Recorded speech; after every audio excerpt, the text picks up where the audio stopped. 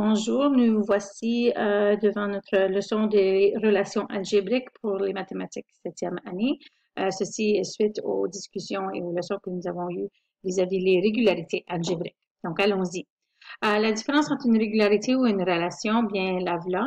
La régularité, c'est qu'elle explique le lien entre la valeur des termes et puis le nombre de blocs. Donc, ici, on a pour la figure 1, on a un bloc et pour la figure 2, on a 4 blocs, puis c'est 3 blocs de plus. Figure 3 a 7 blocs, donc ça serait 3 blocs de plus que la figure 2.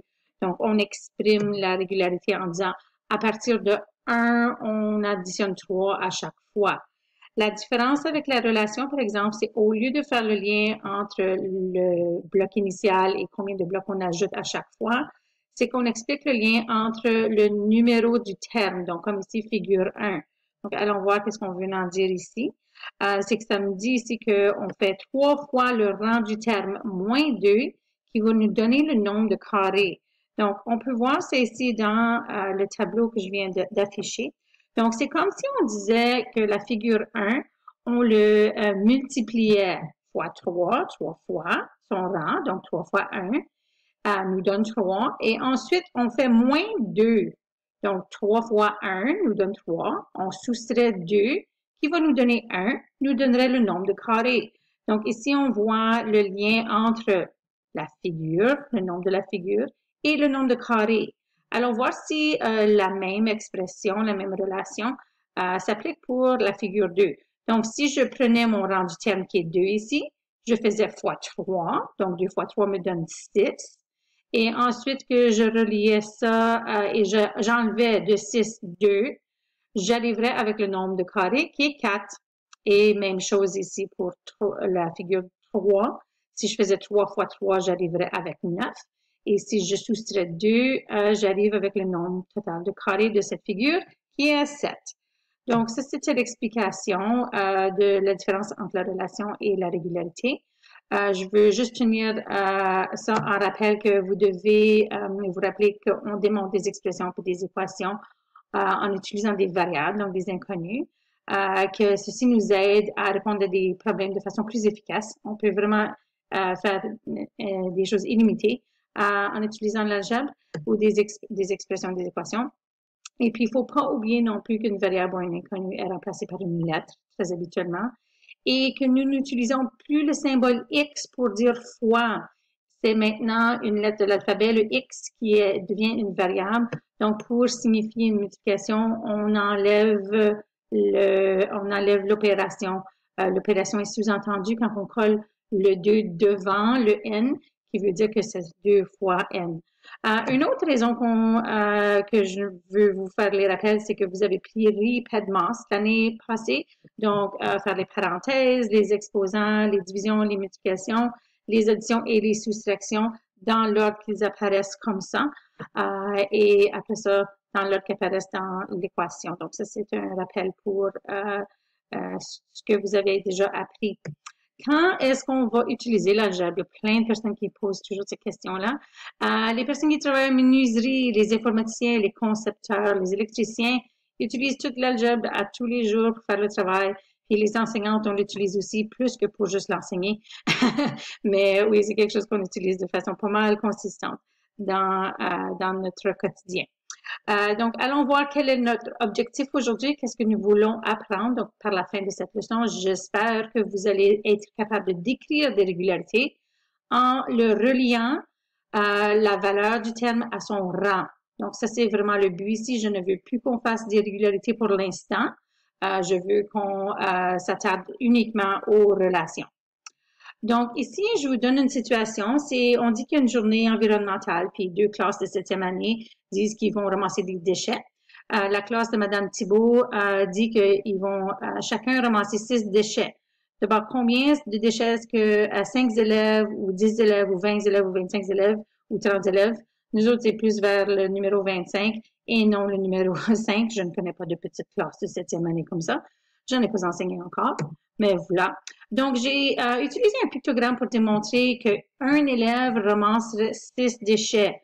Donc, 2 élèves ramassent 6 déchets, ça nous ferait 12 déchets. 3 élèves ramassent 6 déchets chacun, ça nous fait 18 déchets. 4 élèves ramassent 6 déchets, ça nous en fait 24.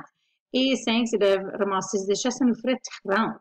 D'abord, ça c'est le nombre de déchets ici que je démontre.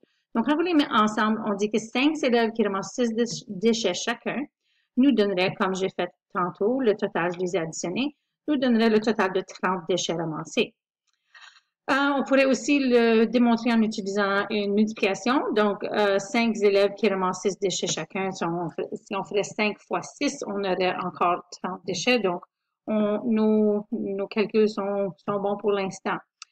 Si, par exemple, on arrivait avec une classe de 10 élèves au lieu, donc on reprend le même problème, et cette fois-ci, au lieu de faire 5 élèves, on en a 10, on arriverait avec un total de 60.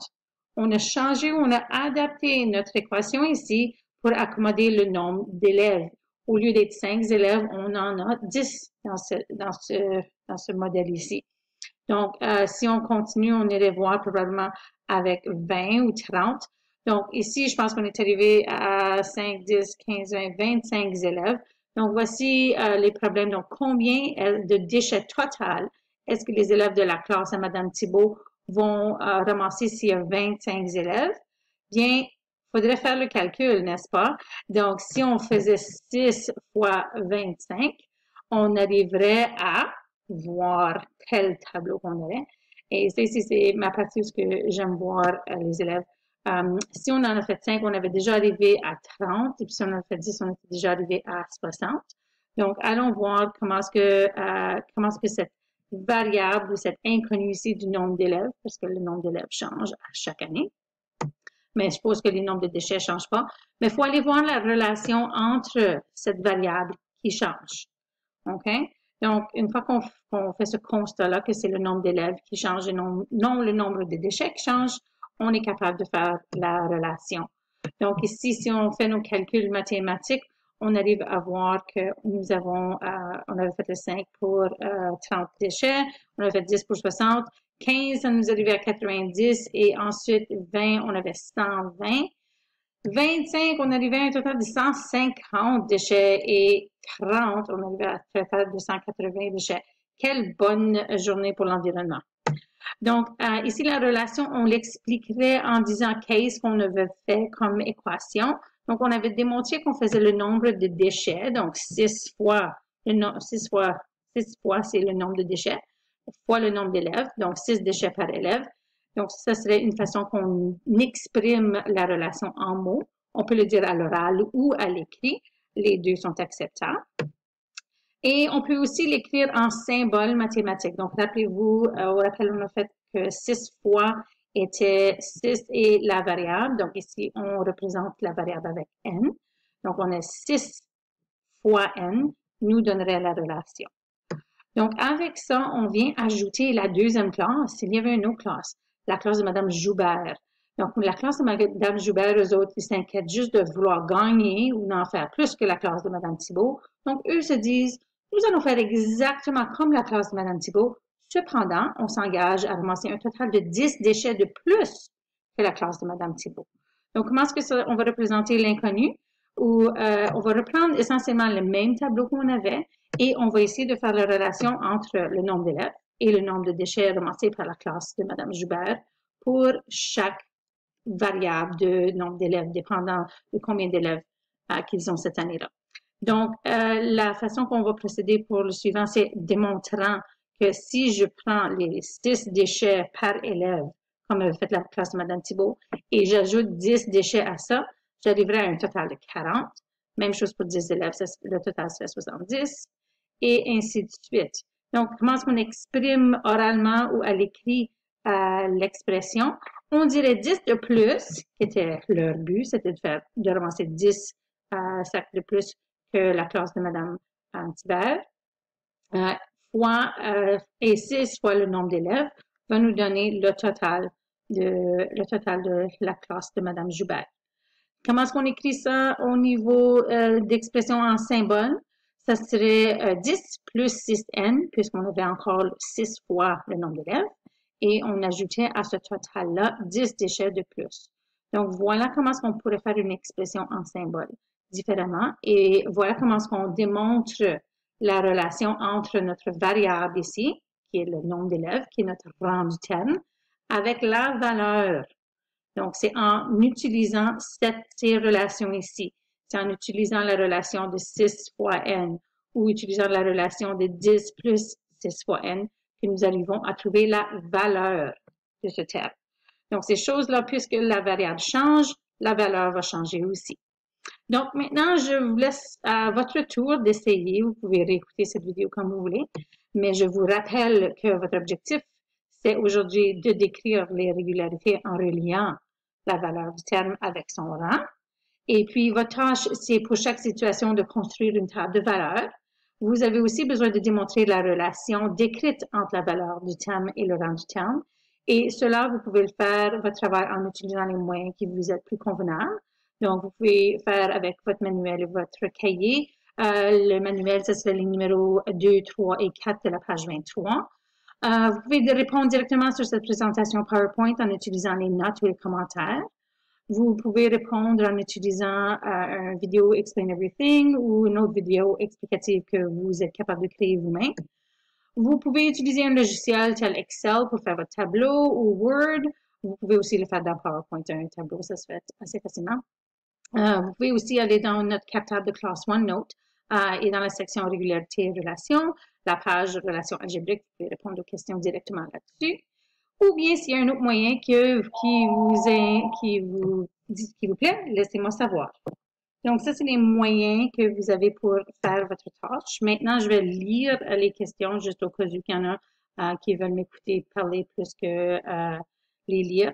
N'oubliez pas de faire votre table de valeurs et votre expression pour chacune des questions que je vais lire d'ici le temps. Donc, la première question, c'est qu'on vous demande de démontrer la relation entre le nombre de crayons si chaque élève a 3 crayons.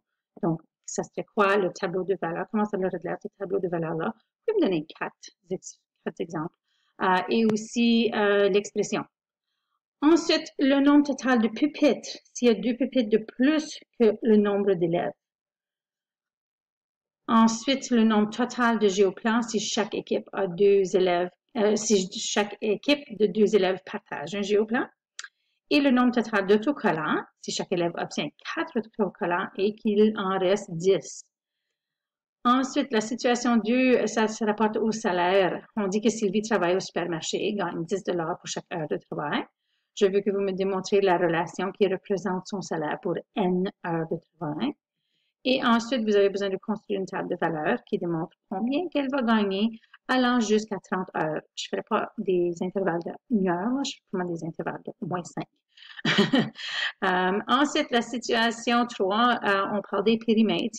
Donc, on doit décrire la relation pour représenter le périmètre d'un carré. Donc, on mesure dont les côtés du carré mesurent n centimètres. Ensuite, je vous demande de me proposer une situation qui peut être représentée par ces relations. Donc, je vous donne la relation, mais cette fois-ci, j'aimerais que vous m'écriviez un petit problème. Et le petit problème devrait être relié à cette équation de 3t, qui est reliée à t, évidemment. Et ensuite, on a 8o qui est relié à o. Et vous pouvez vous inspirer des différentes formes géométriques qui sont juste à côté de nous là. Et finalement, une révision éclair sur les relations algébriques. On peut décrire une régularité à l'aide du rang du terme. On peut décrire la relation si on compare la variable à sa valeur. Et ensuite, on peut utiliser la relation pour trouver une infinité d'informations. Voici les 2 formats de table de valeurs possibles. Et finalement, comment est-ce qu'on peut écrire ou représenter les relations. Donc, on peut faire en symbole mathématique qui est représenté ici par 3n-2. Et ici, on a 3 fois le rang moins 2. Et finalement, je veux juste vous rappeler que vous étiez supposé de décrire la relation entre la valeur du terme et le rang du terme. Et j'aimerais que vous preniez 2 secondes pour me faire savoir si vous êtes capable ou si comment vous vous sentez par rapport aux 2 objectifs ici en utilisant une table de valeurs et en écrivant une expression. Vous pouvez juste faire un crochet là où vous semblez bon. Et comment est-ce que ta connaissance de régularité t'a été utile dans cette leçon? Si vous avez le temps, si vous avez quelques secondes avant la fin de la classe, vous pouvez répondre à ça. Et finalement, n'oubliez pas de remettre votre travail. À la prochaine, bonne chance!